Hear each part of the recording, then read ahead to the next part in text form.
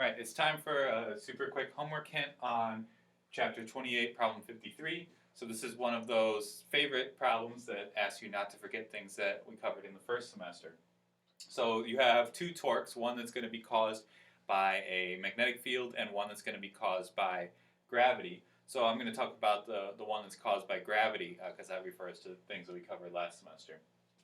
So we can start with the definition of torque, which says that you take the cross product of r, which is the distance between the point of rotation and where the force acts, and then you cross it with the force that's acting on it. So the force of gravity is, of course, not pointing that way. It points straight down.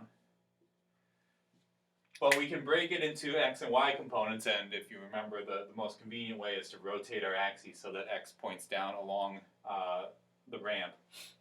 So if this cylinder first starts rotating, at the initial moment of rotation, it's going to rotate around the point that's touching the ramp. So we can say that the force is acting this way, right? And r is the radius of the cylinder pointing from the point that's touching the ramp to the center. So we can rewrite this as, the important part of the force is the perpendicular component of the force. So in this case, that perpendicular component is the x component of the gravitational force.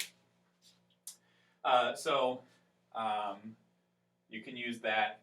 So you'll have to go back and calculate what component of the gravitational force points along the ramp, but then you can find the torque due to gravity from that and compare it to the torque that comes from the magnetic field.